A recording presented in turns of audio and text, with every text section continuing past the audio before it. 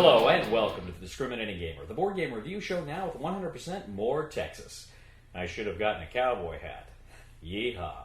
Ladies and gentlemen, now to kick off my inaugural Texas review, we're going to go ahead and take a look at the Star Wars Rebellion expansion, Rise of the Empire, from Fantasy Flight Games.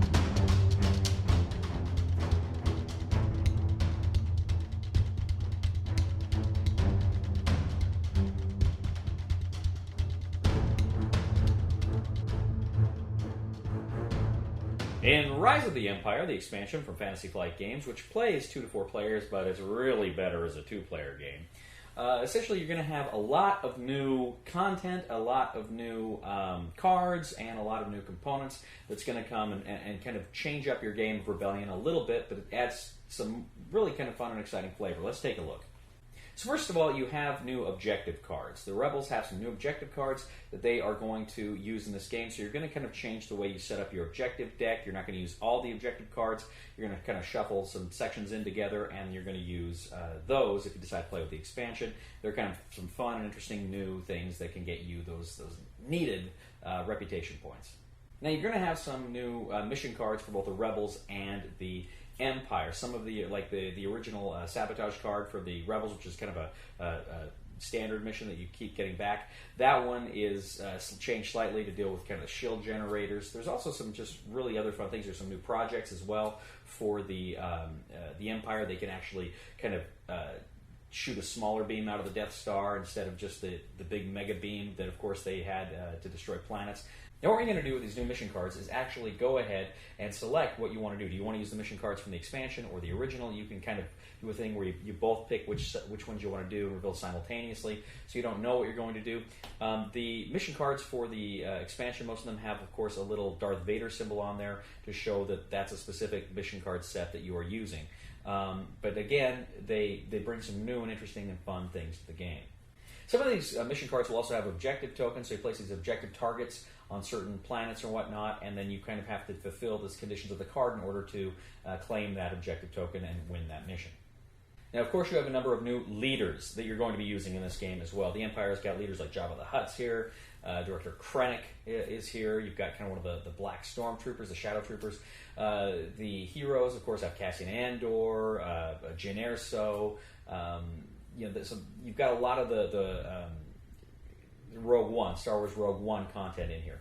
Now, some of the leaders, of course, have the kind of minor abilities. These are little tiny symbols that are right next to their major symbols, and what that means is you roll the green dice. Now, how the green dice work is you essentially have just 2 sides of them have any content, and that is kind of the massive explosion, so you can kind of use that in different ways. But they can help you out. They're better than rolling nothing, but of course oftentimes they do come up nothing because they're only on 2 sides.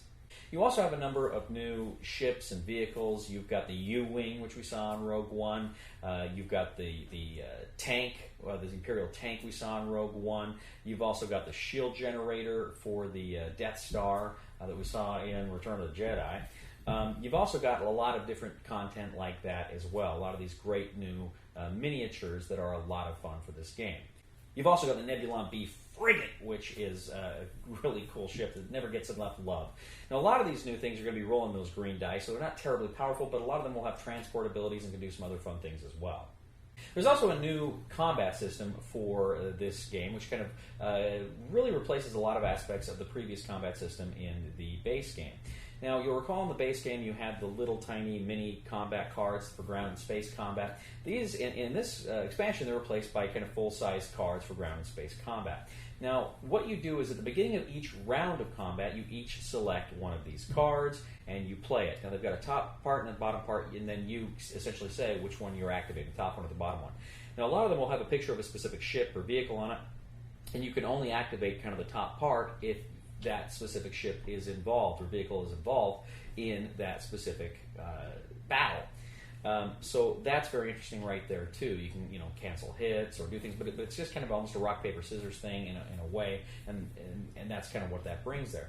Now also too, during combat, if you roll the cross lightsabers, you can actually spend those to act as shields to essentially negate any hit points. So combat's not over until everybody's rolled, so you can see kind of what's negated here. Now you can still only roll the maximum of 5 red die and 5 black die, but we really need more dice, and hopefully they'll come up with a dice pack here too to actually kind of, so you can each roll dice and compare who got hit and who didn't. Now also another fundamental way in which combat has changed is your leader's tactics numbers. Now a leader in the base game, of course, could draw that number of tactics cards depending on what his tactics ratings were. Here, a leader can essentially re-roll that number of dice during combat, so it gives you a very good advantage in combat when you can take those blank die and re-roll them. You also have the Interdictor Cruiser, which brings kind of a new aspect of combat. If ever the Rebels and the Empire are fighting in a battle and an Interdictor Cruiser is present, the Rebels cannot retreat. It creates the gravity well, and it prevents them from jumping to hyperspace.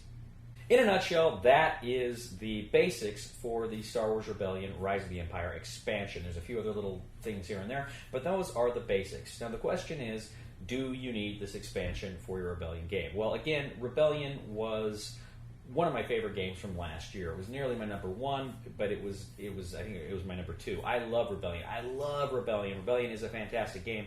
But I have always said, and not just me, this is a lot of people said this, combat in Rebellion was always less than stellar. It was all right. It was manageable. So does this fix combat? Does this expansion fix combat? Well, I'll tell you this. One of the big problems with combat in the base game was it just felt kind of wonky. To be blunt, it still feels kind of wonky, but it's less wonky. I like the choosing the cards at the beginning, and again, you're choosing the cards, and you can't play a card again until all those cards are exhausted. Then you can pull them back and then choose which card you want again. And I like that mechanic. I like how you every time you're in a battle and you use a card, you're like, well, I can't use that card later. I can use it now, but I can't use it later until I cycle through all my cards. I like that aspect a lot, and I just like that kind of we reveal at the same time, and there's some flavor here in combat, and I really do like that, this cinematic combat. So it's a lot of fun. Combat is better. I like the rerolls. I like the dice cross-saber mitigation of damage. I like combat a lot more. I'm still not a huge fan of it overall, but it's a better combat system than we got in the base game. So that's an improvement. I like that a lot. But this game is so much more than just combat. This is not an Axis and Allies in space. This is a game of missions. And how do the missions work? Again, they're very, very fun.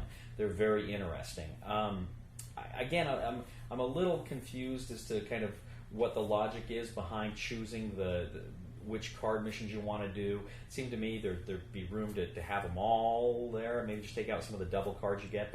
But I don't know. I like the new missions. I think they're fun. I think that the target mission things are pretty cool as well.